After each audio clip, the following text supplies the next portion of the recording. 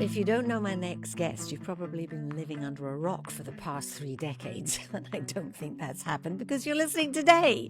He is one of our best-loved singers, songwriters, entertainers. Cut me and I bleed sparkly shirts and piano solos, he says. He first took to a stage at the age of 11. As a teenager, he was part of the house band playing the northern clubs. And when he wasn't performing, every spare hour was spent at the keyboard crafting songs. Then in 1989, he was put together with 4 other young lads eager for success, and they were huge. You getting the picture? Yeah, I'm talking about Take That. They used to land in countries that, as they say, they couldn't even pronounce the name of, and there'd be thousands of screaming girls at the airport. Sadly, they split up. They reformed, and it all kicked off again. 24 top 10 hits, 15 number ones, 6 Ivor Novello awards. He is Gary Barlow.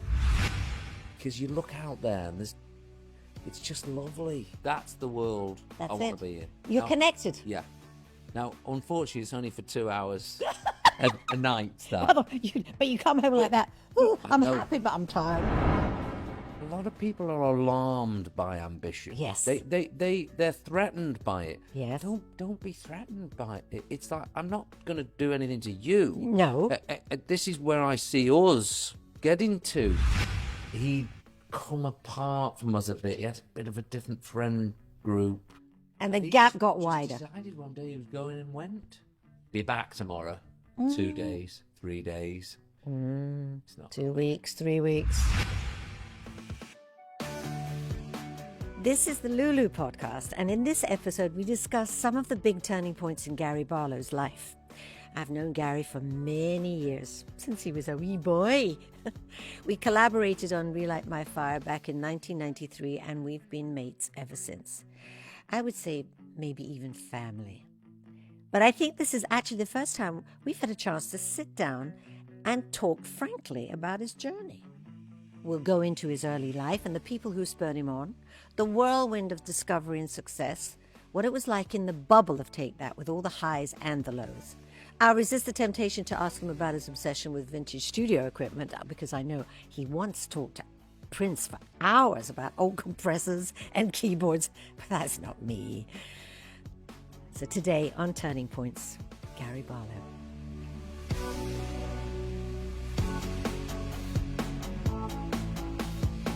We were meant to have so-and-so today, but he couldn't show up, and then she couldn't show up, so here's our guest. We call GB.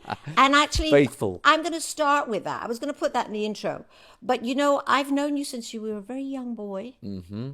And I was 22 when we 22 met. is young. Yeah. It's very young.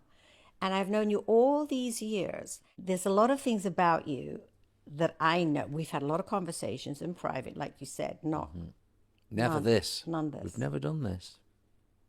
There's probably a reason for that. Nobody asked us. No, that's right. Nobody wants it. No. And I don't think that's true, because I think you are a fascinating character. I think your persona is so relatable. We all know how talented you are. Incredibly talented. But as a human being, and this is what I want this podcast to be about turning points in people's lives where we can explain what happened to us and how it changed our view, how it changed our path, or how we met somebody. And, you know, turning points in you. You know what turning points are. And I think with you, you've had a lot that I know about. And you've only got better. I think I've been unlucky enough and lucky enough to have a few of those moments. And we've talked about these things a lot, but it's hard to often see positives in moments and areas of your life like that. But you've got to, as a human, look at them as an opportunity to grow. I think that's it. And by the way, whenever I talk like this, I often have to catch myself because, you know, I'm a student of life still. I never want to be the teacher. I want to be the student always. I was actually in Nashville a couple of weeks ago, and I was working with some people. Some I'd worked with before, some I'd never met before. And I was chatting with a very good songwriter one day, and she said to me, "What are you here doing? What do you need to..." And I said, "I'm here to learn." And she couldn't believe what I was saying. Yeah. I said, "Of course I am." Was she I'm young? Here to learn. Young. She was young. Yeah. She'll learn. Yeah. She will learn, yeah. She said, "But you've done..." I said, "No, I haven't. I really haven't. I feel like in some ways I'm getting going. Just finding a fourth gear, you know." Was it your grandfather that gave you... Your father bought you My dad. a Yamaha? Yeah, that's right. So basically... Because you're a great piano player. Well, was always into music. Was always listening to music. They knew I was...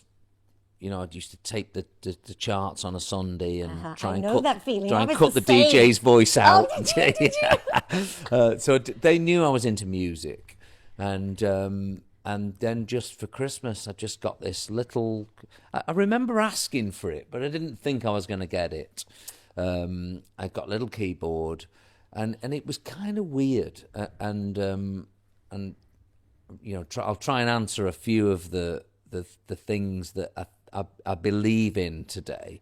That I do believe I was given a talent for music, like from nowhere. That just arrived. You're not lying there. That's the truth. But Hallelujah. But I'm saying that because that day it was kind of almost strange that like by 2:00 in the afternoon, I could play every Christmas carol and every Christmas song on this, and I'd never even sat at a keyboard before. It just came to you? It was just there. My ears could hear it, and my fingers found the notes. Yeah, and the notes worked together. And so I'm trying to think of it now as a parent. If I was the parent of me, yes, that they probably sat there and went, "This isn't normal. We need to encourage this." Now that you're not normal, that's for sure. I know, but we won't go into those bits. Hey, how fantastic! Yeah, so there was that. That was a huge turning So it was like point. a 2-week piano. Yeah, it was like boom. There's music in the house, and then my mum and dad were off to the sort of local shopping town. Like this was like 3 weeks later, I was going to say, and by that point, after 3 weeks, I was playing little classical pieces, and my fingers were moving like I'd done this my whole life. Could you read music? I could, at this point, no. I was doing everything by ear, which was the bit that always tells me that I'd been given something from somewhere that just lived in me. So my dad decided then, do you know what? Let's upgrade this little tiny, because they were tiny. The keys were this big. Your fingers were long. They were. Yeah. So I'm like 10 at this point. And so he went into this record shop and said, "Right, we've got this. What's the next step?" And this guy went. This guy must have seen us. This guy must have seen us coming. He went, "Come this way." And he went. Big sail ahead. He went and sat. It looked like something from British Airways. This cockpit. And what the hell's it? This guy started to play, and of course he's a salesman. Yes. The music we were looking at each other, we couldn't believe. Because he was playing the keyboards, but it was augmented by little buttons. It was like an organ, so it had sounds, and he was using his feet. And a vibrato and reverb. I'm watching, thinking, what the hell? What's going on here? I just couldn't believe it. And so... as he was playing away, I'd noticed my mum and dad had sort of backed off and were talking, and my dad decided he was going to sell all his holiday time from work to buy it for me, which is lovely, isn't it? Oh my God. Yeah. So it was like, I think at the time it was just under like £400. So this is 1982 or something, 1981. Yeah. A lot of money. For working class people, it's a lot of money even today. So his next 3 years, holidays, he'd done to buy me this keyboard. So if I just think for a second about, I've got this thing which I don't know where it's come from, but I also love music, And hang on a minute, my dad's just sold the next 3 years' holidays. So I literally didn't come out of my bedroom for the next 6 months. And you know what?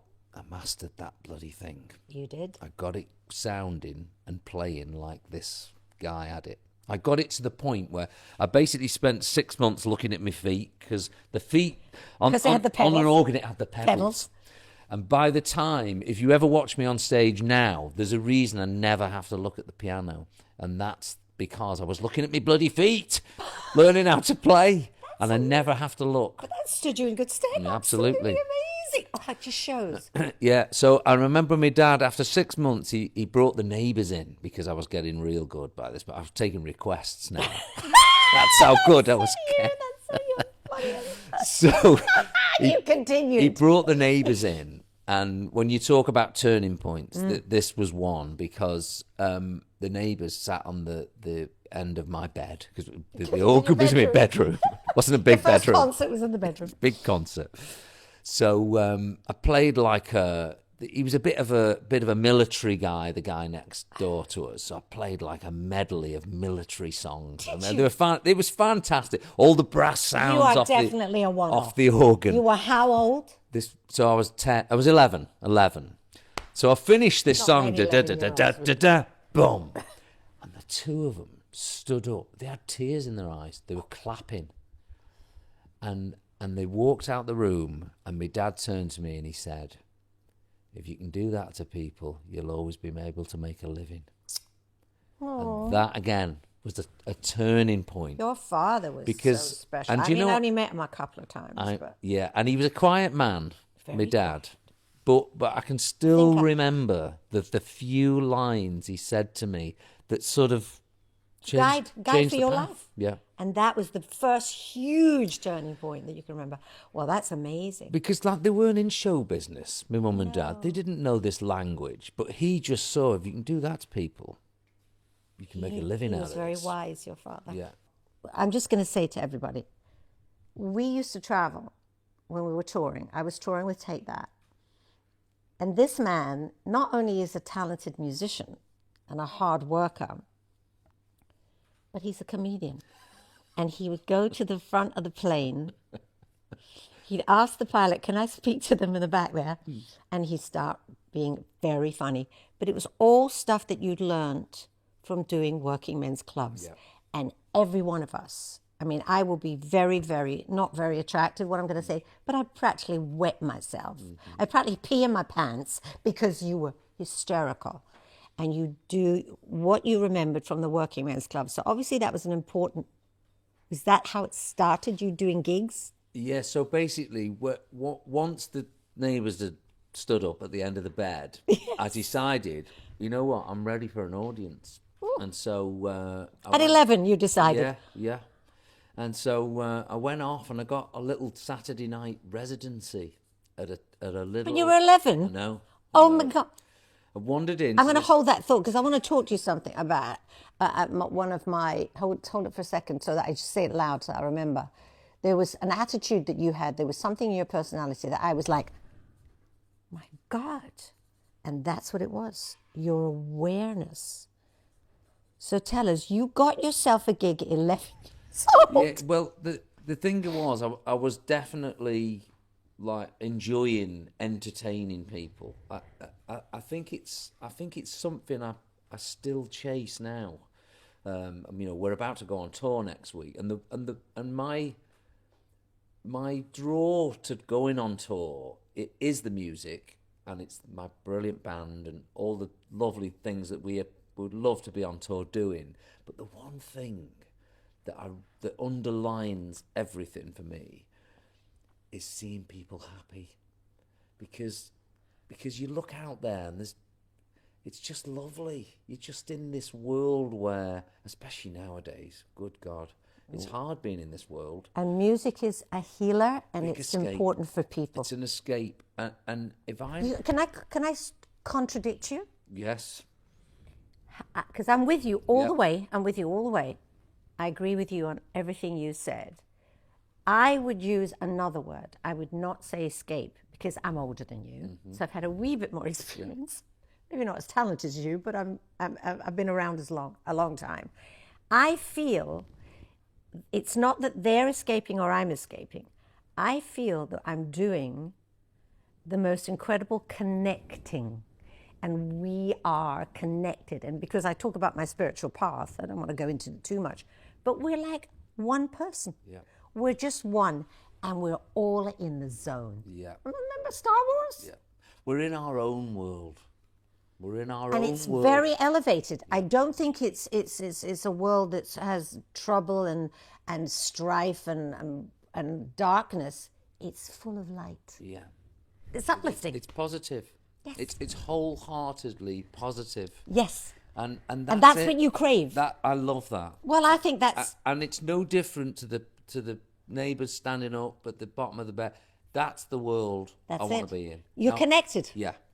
Now, unfortunately, it's only for 2 hours a night. That. But you come home like that. "Oh, I'm know. happy, but I'm tired. But isn't it funny that you come back and you're like, well, I've only played music and stood on a stage, but you're exhausted, and it's the energy.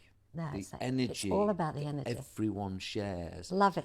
It's just an amazing thing. And so when I felt that, I knew the stage is for me. I want to get out. But you got that at such an early age. Yeah, thankfully I did. Because then over those next sort of 11, 12, 13, 14-year-old, I really learned to play. I learnt music. I did exams. I did the groundwork. You studied. I studied. You did your apprenticeship. But not only did I study, I did the biggest study of all. I got up there and had nights where I didn't get clapped. Had nights where I was told to turn it down. Had a night where someone sat reading a newspaper on the front row. You've gotta go through all that, because then when you walk on at Wembley Stadium to And a they sold roar. then that's easy. And I've been there, and I'm sure a lot of people who are listening to this will have been there too. That's such a beautiful explanation. Yeah. So those years were crucial. But then I'm getting to what you were trying to The get Working to. Men's Club, and where you learned to do comedy. But as well. that's about to start, because once I started to sing, sort of 15-ish, I was also secretly writing in my bedroom in the days, but I was starting to sing. I was starting to get opportunities in different type of places.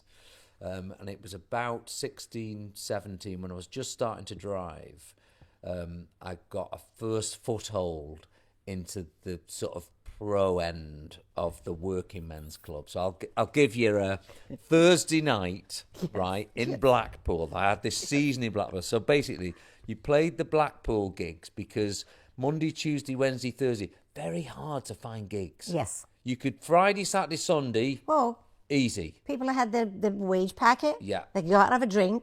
Yeah. But Monday to Thursday, very tricky.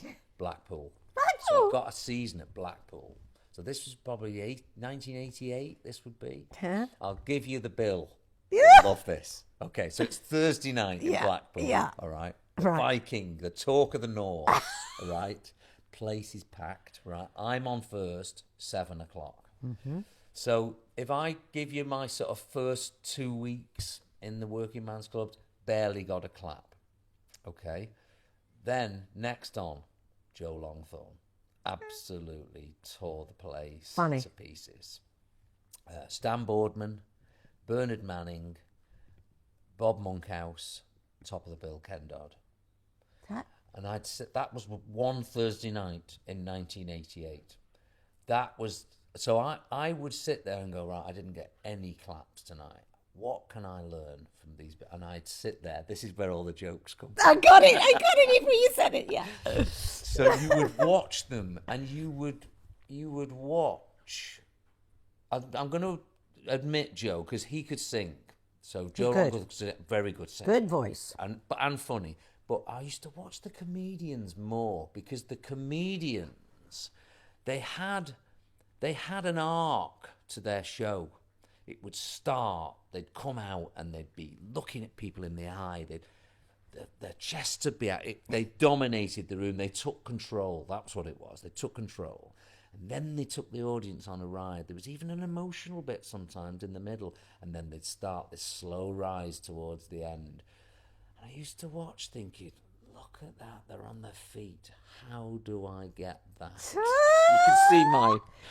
I can see It's funny, you. right? I can see But you. it's funny where this stuff starts. And Yeah. and whenever I look out and people, I always think of Blackpool because I think that's where I learnt this. That's where I learnt this journey of over 2 hours. We need to get from here to there to there. And it comes from that. It comes from those years in Blackpool, learning that. And of course, the joke book. The joke book. Did you have a joke book? Well, it all comes from these gigs. Did you write them in a little book? I didn't write them No. because You've got a good memory. I don't have the memory you I have. see it 5 nights a week, for a whole season. Oh, for a season. What was that? 3 months? 3 months. Whoa. That's where you learnt your craft then. You really did learn your craft. Definitely. But I have to tell you, not everybody's like you. I have to throw back the compliments. I can't help it. Because, not everybody would try to figure out, how can I learn from them to take some of what they've got? And what is that, an arc? I don't know that a lot of musicians think about the arc when they're performing. They're just thinking about, how did Jimi Hendrix play that? Right. It's a different, you are sort of stretching your view, and that's what's happened to you. You have a big career. You have a big career. You're not just a piano player. You're not just a singer. You're not just a songwriter. And I'm not negating how important those are. You're all of those things, but you know how to get that audience. And I think that's what the audience want. They want to be taken on a journey. Yeah. I've learned that. I learned it quite late, but I've learned a bit about that. And I think that's invaluable. And there's where you're slightly above most people. And you analyze. That's right. That's it. Because, there's, of course, it's music, it's entertainment, whatever. There is a science to a lot of this stuff. And, art. And I actually think sometimes the comedians have it better than the musicians do. If you listen to Jerry Seinfeld or Peter Kay, for instance, they analyse. So when they're putting their shows together, and there's a lot of music people who do too. I've seen some amazing shows. Of course, there's a lot, but it's not common. It's not common. And I think actually it's a will to want to entertain. I think it's a will to want to deliver to the audience, to send everybody home smiling. Happy. Yeah. I always say, if you come to a show of mine, all I want you to do is leave saying, oh, that was a good night. Yeah. Because, whatever was worrying you when you walked in has had to be put on the back burner, like you just said. Yeah. So that was love it. Funny, isn't it? It is funny. And it's all stayed with you because you have got a good memory. You've got great recall. And then, of course, shall we move into the tape? I mean, you sent a tape to Nigel Martin Smith. Well, just to finish off the Oh, Working yeah. Men's Please Clubs. do. Sorry, It's only quick, but just Right. to make the link, it got to a head for me because I'd learnt a lot and I was getting good, and I was winning things like the club act of the year and all this stuff. Oh my God. And it was like, this is great, and I thought, where do I go next? What is next? And it all sort of come to a head. I remember that the clock ticking into the 90s. It was New Year's Eve, 1989. Look at the memory you've got. And Fabulous. I was. It's only because you said about these trigger points. This is a big one because I remember I'd been booked in this really nice club. It was New Year's Eve, very good pay, lovely audience, good band. This was as good as it's going to get. I'm 18 years old. It's great. And at the end of the night, the guy said, right, I'm going to pay you now, and you were so good, I want to book you now for next New Year's Eve. And I hadn't even thought that far, and we're just triggering into 1990. I said something which I thought, what am I saying? I said, oh, no, I'm not available next New Year's Eve. I'm going to be a pop star. You said that. Just said it. It came from out nowhere. because it was so right in the And front I was of like, your mind. What are you talking about? Take the gig. No. And I didn't. I got in the car and I drove home and I thought, this is the year now. I've got to now do what I I've said I was gotta- going to do. I've got to change the plan here because I don't want to be doing this forever. I can't do this forever. I've got to go to where's next. And that's when I started sending letters and tapes and photographs to managers. I opened the Yellow Pages. That's how I found Nigel. I went in the Yellow Pages. My God. Managers. And it was casting agents. And that's how... And it was... I sent out 10 of these things. And Nigel was the only one who called me. His office called me and said, will you come in and see Nigel? I see that as your destiny, of course. Meeting him was... That Huge was it. turning point. That was Totally it. Yeah. He was so this world that I'd grown up in now, this working man's world, I knew all the characters, I knew all the people, mostly people older than me. I was sort of ahead of my years because I was working a lot with musicians who were 50, they were much older than me, so I was sort of in the company of a lot of older people all the time. And so when I eventually met the boys, I hadn't been around young people my own age for years. Well, you are at school. And I kind of looked like I hadn't as well. I was in all the wrong all clothes. the wrong clothes. You are an old soul, and that's for sure. Everybody looked cool. And they had these And young. bandanas on. I was like, who are this gang? Who are these young, good-looking people? If you think about it and you go back, if you now want to analyse, you could go back and look at the pictures and you could see, or the videos, or the interviews, that you were slightly separate. Yeah. You were a band, you were together, you were a group, but you were slightly separate, obviously, because you were the songwriter anyway, but you'd had all of that and you'd carried your... It's very important who you hang with because you end up sounding like them, looking like them, right? Yeah. If you're not careful. I did. Yes. I did. Well, I've done it. I did. I'm a chameleon. Completely. I could do it in 2 minutes. Yeah. Oh, my God. So and I think most of us I can. was like dressed in 1979. Everyone else was dressed as 1990. And I was like, oof, I need a lesson here quick. I need a lesson here quick. Yeah. So there was a turning point in how you look. I mean, some I don't analyse that much. But, when I met with the boys, I think Nigel had set me up in a big way. We've got, he always said when I was dreaming of putting this band together, I'd actually never thought of a songwriter. He said it wasn't on my list of things. So he said, he told me what he'd done. He'd done the tour with that American band. He thought, we can do this here. We've got plenty of talent here. Yeah. And he said it was just something, I was thinking like a couple of singles, maybe an album if possible. And that'll be great. That'd be it. That'd be great. But he said for the first time I was actually like, oh no, this could go like worldwide. Big. Yeah.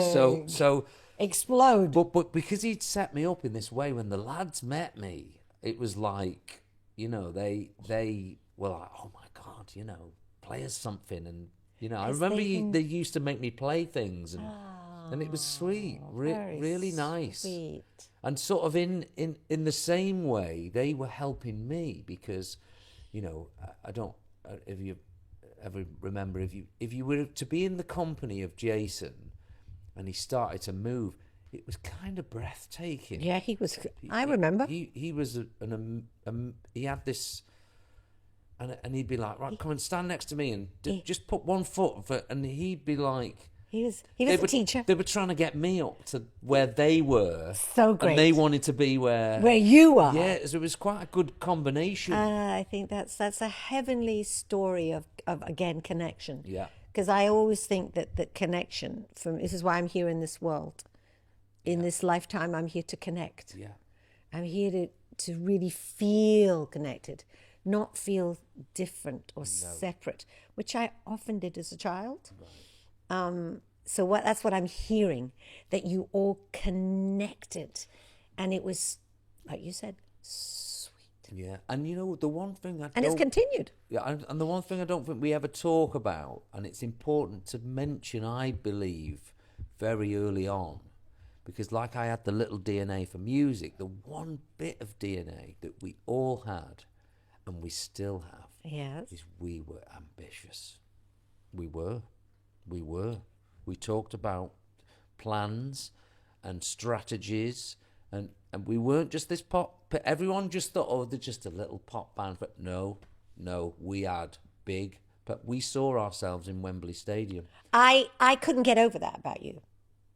I have to admit, I was shocked. I said, this guy, he's like a baby. And he's so ambitious. Yeah. And I sort of thought, oh, I don't know about that. It kind of, if I'm honest, it frightened me. Not that I thought you were going to do anything to me, against me, but I was like, oh, I was unnerved. That was it.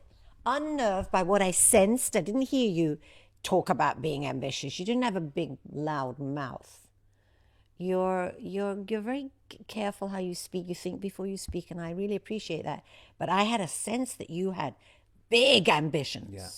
I mean, even the thing with the butter. So what kind of leather is that, Lou? Yeah. Is it? I said, well, it's kind of like, it's like butter. You said, you went, oh, real butter. And I never forget, I always quote Gary Barlow says, see that jacket? It's that butter. Real butter. I still say it real butter. all the time. And I thought, it like, wanted to know about the butter, wanted to know about where you go get this, wanted to know this, that, and that. So many questions you had. And it slightly unnerved me. And then I realized, I see myself in you. Mm-hmm. And I would never have been able to articulate what I've just said, or what you've just said now. Mm-hmm. But I sense that in you. And it's worked out. So how did you explode? What was your strategy? Well, you know what? We had a million plans that never worked. However, some of them did. And I actually, the important thing I think though to say about ambition is that a lot of people are alarmed by ambition. Yes. They're threatened by it. Yes. Don't be threatened by it. It's like, I'm not going to do anything to you. No. This is where I see us getting to, and would and part of ambition, I believe, is dreaming as well. And we all. It's a beautiful thing. It's a beautiful thing, but that's because you've explained it to someone who maybe thought ambition. Like for a woman, it was also slightly different. Mm-hmm. A woman that's ambitious is like, oh my God, she's above her station. That's so Who does true. she think she is? Yeah. She's got some ego. Yeah. And those words were never sort of said to me, but I think I never used that. I learned to say, I'm still ambitious. I'm 76. And that's a wholeheartedly positive thing. Energy. Yeah. It's energy. I want to grow, and I get that. But when I was trying to figure you out, because I had never met anyone like you before. Ambition comes in many. I'll give you a stupid version of ambition. This was our ambition. We're playing these tiny theatres, doing 4 costume changes. I think I've said it. And the agent said, "Guys, too much. I think you're doing too much." Like, no, we're gonna give them everything. We're giving them everything. We're gonna bleed when I get on. Fast forward then 15 years. You're just still doing it. And we're doing the circus tour and Wembley Stadium. How many changes? Another 5. yeah. But that's what I mean. It was leading. That's what was in our head. But your audience love it. Love it. That's what they come for. Love it. They love the whole spectacle. Yeah. And when I did the 2019, the tour with you, I tell everybody, wherever I go in the world, I say, if anyone's interested in listening to me yakking away, I say the greatest entrance and the greatest exit of 60 years was on the Take That tour.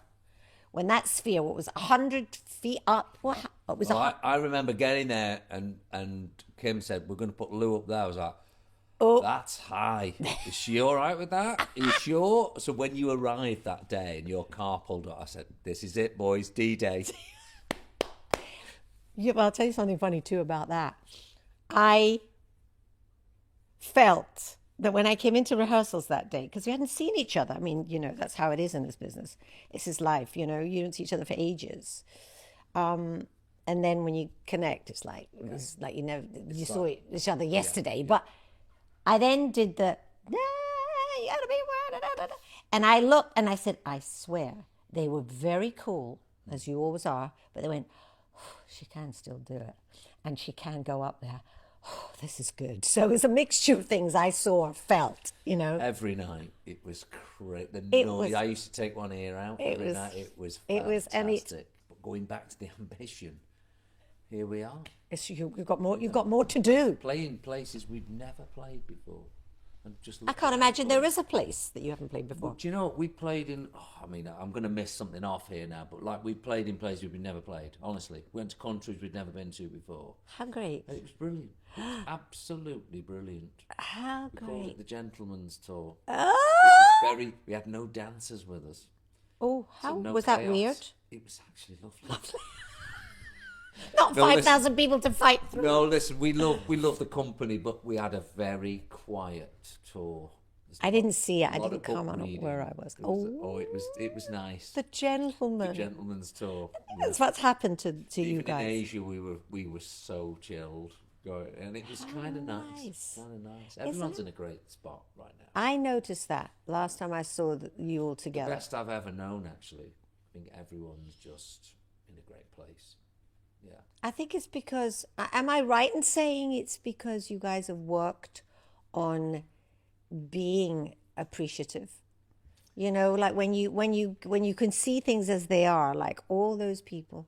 Mm-hmm. I mean, you sort of said it about I think you've said it, I've heard you say it a lot, about your audience. Your fans are so loyal. Yeah.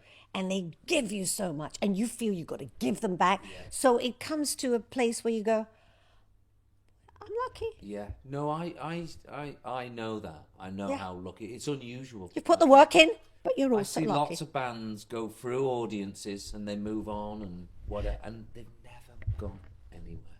It's amazing. And you've held on to that relationship. Well, that's, I think with those thousands and thousands and millions of people now that people go, right, let's assess where we are. Right, we look after this group that are the. But we've always done it. Yes, you have. We've always found it. I don't know. Did you sit down and have a talk about that? Do you know, or have you talked about it just through the years? You know what? Come to the conclusion collectively. I know Robbie talks about this a lot, but and it's very hard to take everyone back to this point. But you've got to remember, in the 90s, radio didn't like us. The music industry never really accepted us. We were always just a boy band. They danced just a boy band. We were always that. And do you know what? It's a funny thing, because as a 5-piece, we were like, we'll show. We used it positively. I saw how you worked. We used it positively.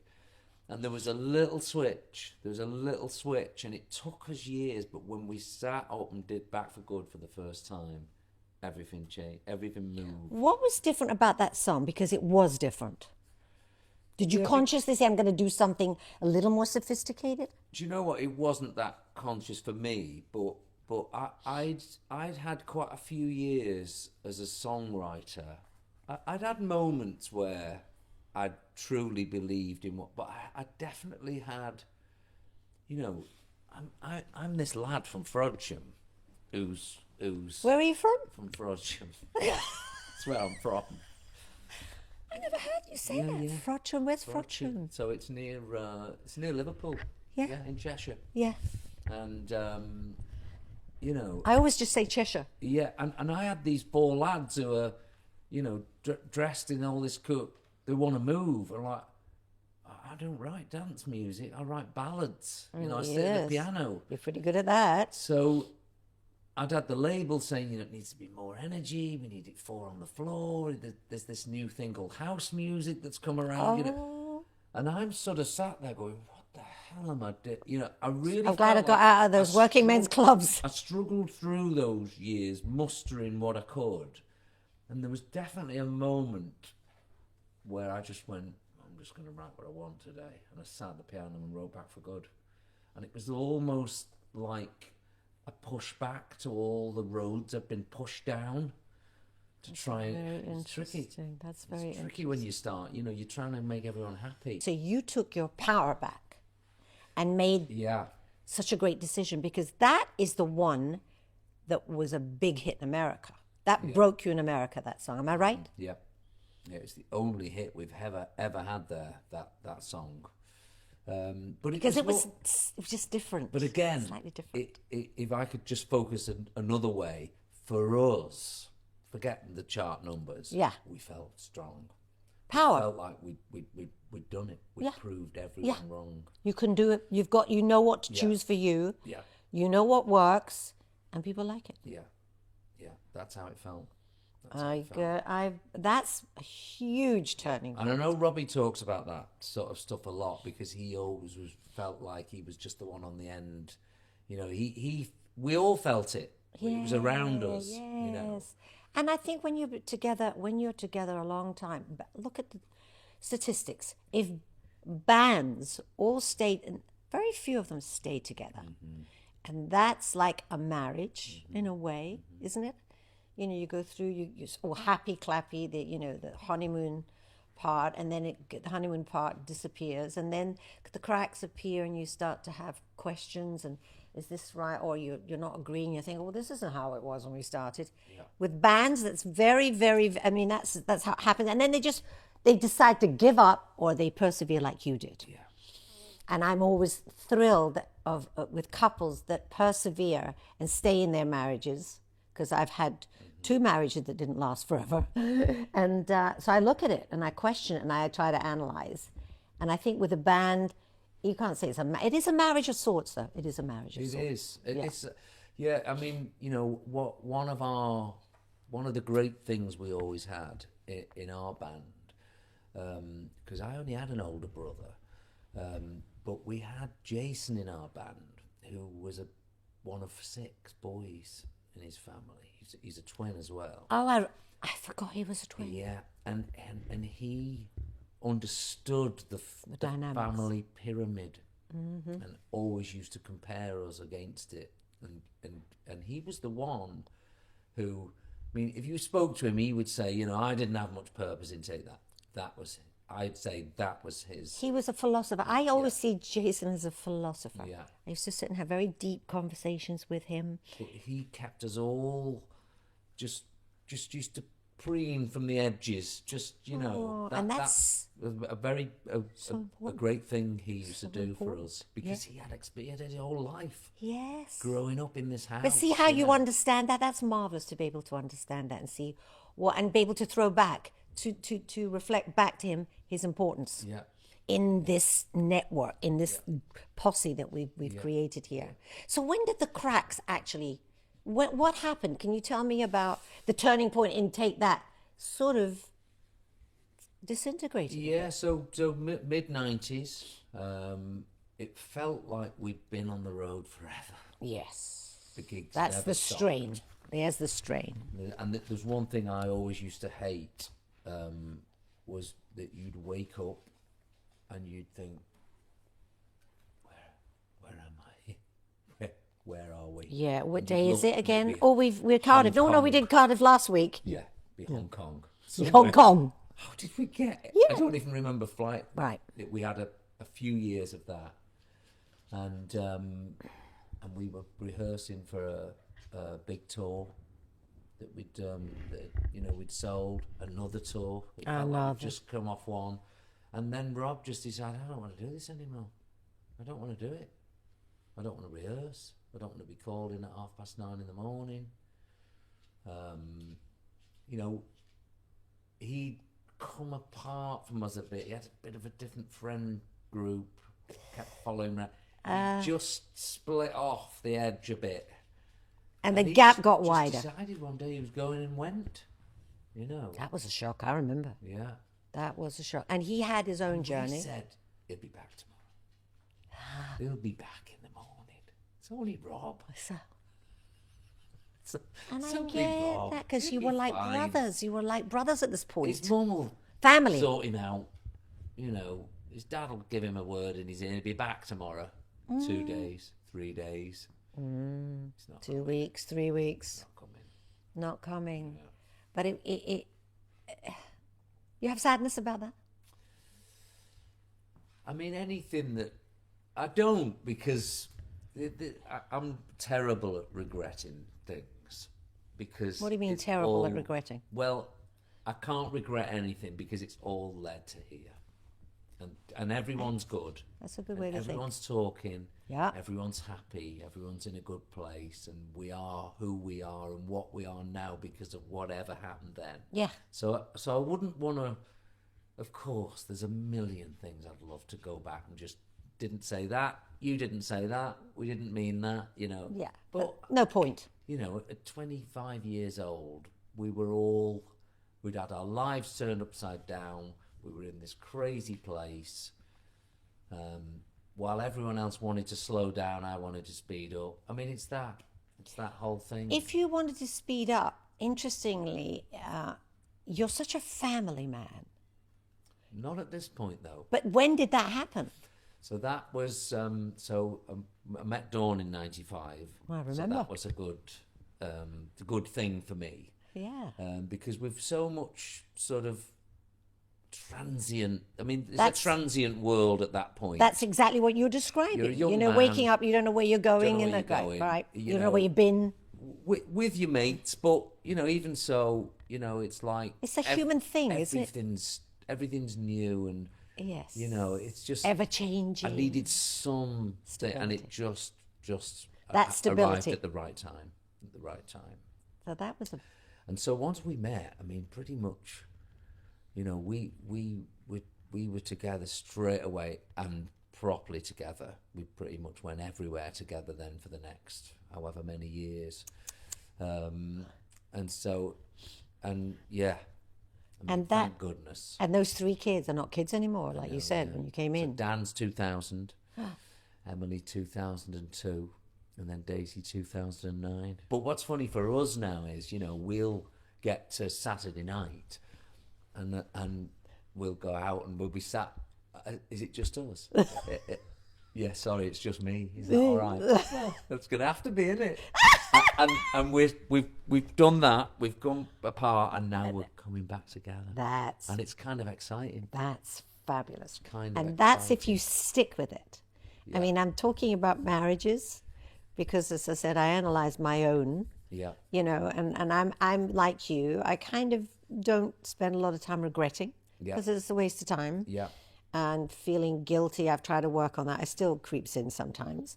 But yeah, and I figured that my analysis tells me if you come through the little hiccups, which there always are in relationships, Yeah. and you stick with it, and you come to the place that you say that you and Dawn are at now, Yeah.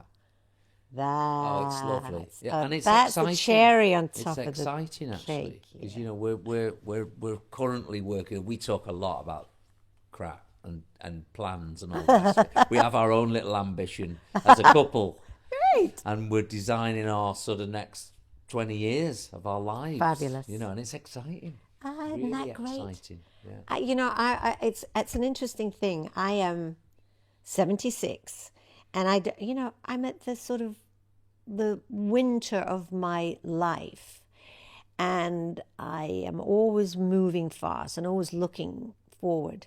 And even though I think maybe I'll have 10 more years, oh my God, that's a shock. Only 10 years. I better get going.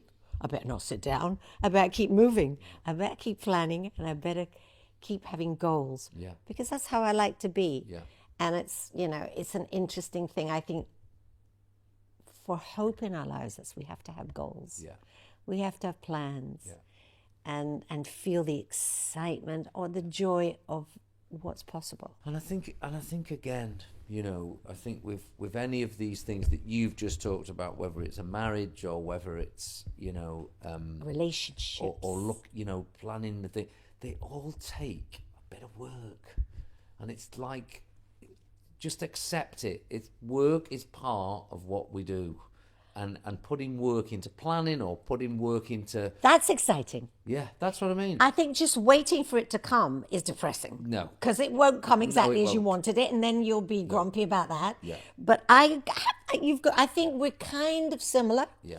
We're kind of similar, and that's maybe why we're friends. I would say we're really good friends. Yeah. Even when we don't see each other a lot, we can communicate and connect. And that's, to me, what makes life. But yeah, I think it's important to have a plan. I think it's important to work hard, because that's the success.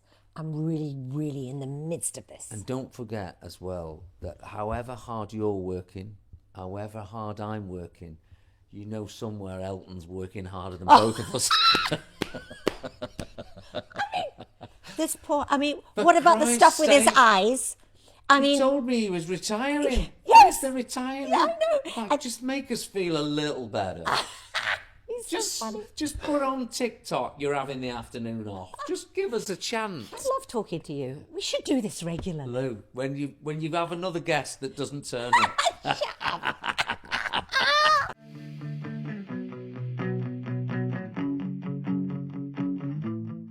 I do love Gary. I love speaking to him because I think he's a deep human being, and that's what we want to do with this podcast, is to get deep. He says he's still the student in life and he's here to learn. Well, I 100% agree with him. That's how we should probably all feel. And what he said about ambition, when I was very young, when I was a very young girl, I thought ambition was a dirty word. And now I have a different take on it. And it's kind of the same as Gary. It's a driving force. It's energy. And, if you're self-aware, you use it. I think Gary's a noble human being. There are more details of our conversation in the show notes, but if you have any questions or anything you want to talk about, then just drop me an email, lulu@whistledown.net. Turning Points is a Whistledown podcast. Our producer is Faye Lyons-White. She's very nice. Follow us on Instagram @the Lulu Podcast, and don't forget to rate or review us wherever you get your podcasts. Ta-ta.